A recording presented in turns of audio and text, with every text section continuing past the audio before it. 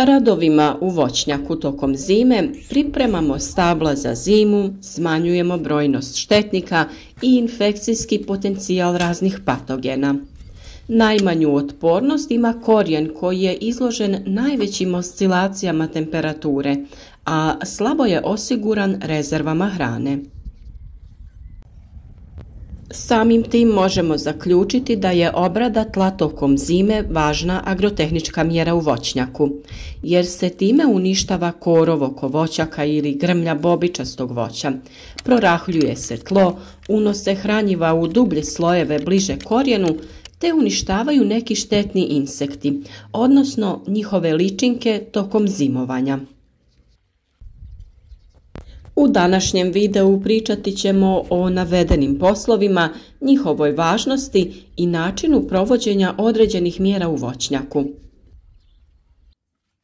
U naše video savjete ulažemo veliki trud jer ih svakodnevno objavljujemo i mnogo nam znači vaša podrška. Kao i uvijek, ukoliko vam je ovaj video koristan, ostavite like ispod videa. Puno nam znači i kada nam se javite u komentarima, podijelite vaša iskustva i tako svi zajedno možemo naučiti nešto novo. Kada se radi o stanju tla u voćnjaku, vrijeme je da nadoknadimo sva ona hranjiva koje su biljke tokom vegetacije iz tla iscrpile. Ukoliko ste u mogućnosti, najbolje je odnijeti zemlju iz voćnjaka na analizu i dobiti ćete detaljno uputstvo čime i kako da prihranjujete. Analiza zemljišta u većini slučajeva bi trebala da se obavlja besplatno, pogotovo ako imate registrovano gazdinstvo. Najbolje bi bilo da se na internetu informirate o tome gdje u vašem kraju možete obaviti analizu zemljišta. Kada uzimate uzorak, bitno je da se pravilno uzme uzorak po slojevima od 30, 30 do 60 i 60 do 90 cm. Sa svakog mjesta se uzme određena količina zemlje u neku kantu ili posudu, te se to sve izmiješa. Napravi se jedan reprezentativan uzorak od 1 kg zemljišta otprilike, te se spakuje u neku vrećicu u kojoj se može poslati. Odnese se na analizu i traži se da vam urade preporuke prihrane. Na našem kanalu smo već dosta o tome govorili i naravno da imate video o tome kako na pravilan način uzeti uzorak zemljišta za analizu. Sljedeći važan korak koji trebamo obaviti u našem voćnjaku oko naših voćaka jeste uništavanje trave i korova. Na taj način uklanja se važan konkurent uzgajanoj voćki, koji crpi potrebna hranjiva i vodu u sezoni vegetacije, pogotovo u nasadu mladih voćaka, gdje je to izražajnije. Naravno, postoje tu različite prednosti. Obrađeno tlo oko sadnice može spriječiti i mehanička oštećenja, primjerice prilikom košnje trimerom, kada trebate paziti da ne idete previše blizu sadnice kako bi se izbjeglo oštećenje kore, što može biti izvor infekcije nekog patogena, a samim time štetite normalnom rastu i razvoju sadnice. Gnojidba organskim i mineralnim gnojivima je također vrlo važna agrotehnička mjera, jer upravo jesensko-zimska gnojidba omogućava dovoljno vremena da se gnojiva otope, dođu bliže korijenu koji će ih lakše crpiti već na samom početku vegetacije kada nastupa bubrenje pupova i cvjetanje. Najvažnije je primijeniti gnojiva na bazi fosfora i kalija, te nešto manje dušika, koji služi za ishranu korijena tokom zime i njegovo nakupljanje u tkivu drveta. Kao što smo već rekli, doza i količina hranjiva ovisi o provedenoj hemijskoj analizi tla, starosti same sadnice, to jest metodi promatranja i iskustvu. U osnovnu jesensko-zimsku gnojidbu spada i gnojidba organskim gnojivima. Tu ubrajamo stajsko gnojivo ili peletirana dehidrirana organska gnojiva. Zona koju okopavamo oko određene voćke i zona gnojidbe treba biti nešto šira od njene krošnje. Na manjim površinama naravno da se to može obaviti ručno, a za veće površine može se to raditi uz pomoć raspršivača gnojiva širom po cijelom nasadu. Jesenja prihrana voćaka ima za cilj da se unese neophodna količina hranjiva potrebna određenoj vrsti, jer se tokom vegetacije znatna količina hranjiva koristi upravo za rast i razvoj voćaka, plodova, lisne i drvne mase, tako da se njihova koncentracija u zemljištu smanjuje. Upravo iz tog razloga sve te količine treba putem đubrenja vratiti u zemljište, kako bi one bile lako pristupačne biljkama početkom naredne vegetacije. Prihrana voćaka u ovom periodu provodi se organskim i mineralnim hranjivima. Od organskih hranjiva naravno najčešće se koristi stajnjak, pri čemu treba voditi računa da to bude zgorelo ili poluzgorelo stajsko hranjivo. A šta to u stvari znači? To znači da je taj stajnjak odležao najmanje godinu dana prije nego se koristio.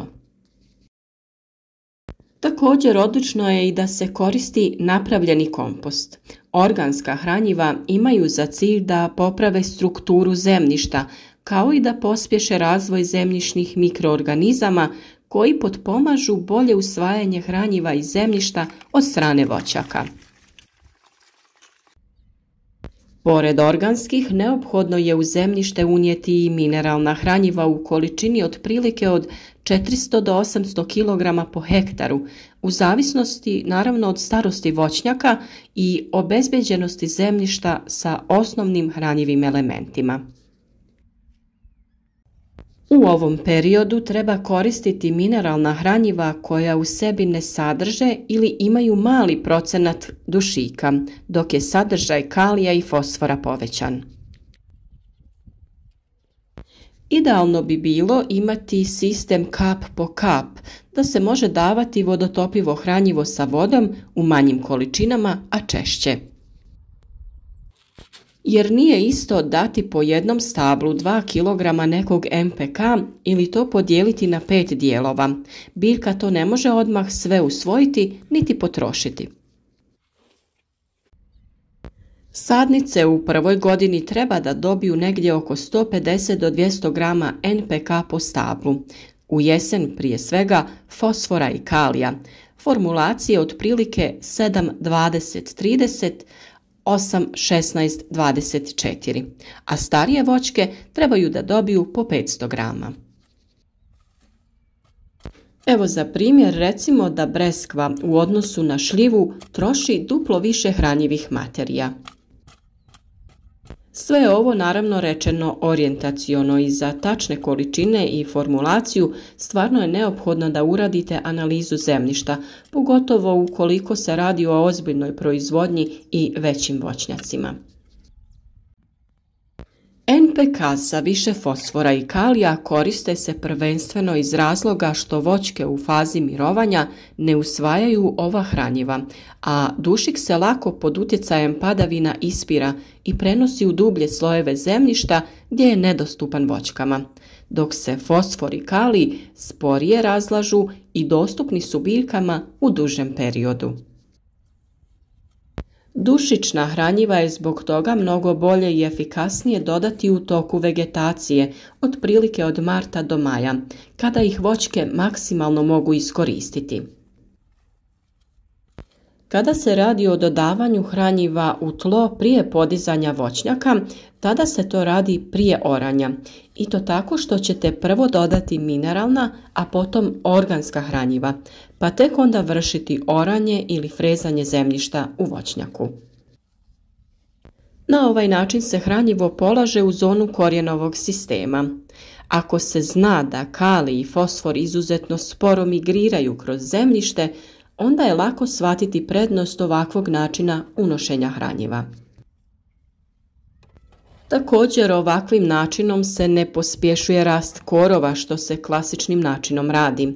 Ovako se direktno hrani biljka i vrši podrivanje zemljišta i razbijanje pokorice ako je ima. Iako je preporučljivo maknuti travu, ne preporučuje se ostaviti tu površinu ogoljelom, jer to nije u skladu sa prirodom. Takvo tlo je izloženo i nabijanju i ispiranju kiše, vjetru, suncu i hladnoći. Ako ćete pratiti prirodne procese voćki, uvidjeti ćete da i one same na jesen svojim otpalim lišćem potiskuju rast trave ispod samih stabala, a taj malč od lišća ostaje ispod voćki sve do proljeća. Gliste ga postupno uvlače pod tlo i tako prihranjuju. U mladom voćnjaku u kojem nije bilo mnogo lišća možete tlo malčirati sjenom, slamom ili bilo kojim drugim prirodnim materijalom koji inače koristite u vašem vrtu. Ono će imati sve funkcije lišća, zaštita tla, stanište korisnim kukcima, hrana glistama, koje postaje na kraju i hrana za samo stablo. Ukoliko bi ostavili samo ogoljelo tlo, brzo bi tu opet počela rasti trava i korov. Ono što je u ovom periodu također važno jeste odraditi zaštitu stabala od različitih životinja. Naime, oko stabala voćaka poželjno je postaviti zaštitne mreže i rukavce koji služe kao zaštita od glodavaca koji se gladni zimi vole nahraniti stablom voćaka. O zaštiti stabala smo već govorili u posebnom videu, ali to su teme o kojima ćemo još govoriti u narednom periodu. S padom temperatura zraka i ostvarivanjem pogodnih uslova bliži nam se i vrijeme kada ćemo pristupiti orezivanju voćaka, pa ćemo naravno i tome posvetiti posebnu pažnju i sve vam objasniti kako bi naredna sezona uzgoja bila što uspješnija. Ono što je u ovom zimskom periodu također korisno za voćke, a svi oni koji i dalje imaju grijanje na drva imati će ga u izobilju. To je pepeo. No, to je tema za sebe i o tome ćemo govoriti dosta u narednom periodu, pa nemojte propustiti ni taj video savjet. Naš voćnjak je dosta mlad, ali ima tu mnogo stabala različitih voćnih vrsta. Mi sada moramo prionuti u posao, odraditi okopavanje i prihranu, a uskoro radimo zaštitu i krečenje stabala, pa svakako zapratite naš kanal kako ne bi propustili neki važan savjet. Za sva dodatna pitanja tu smo za vas, pišite nam u komentarima koje metode vi koristite i zašto, a like podrške je uvijek dobrodošao.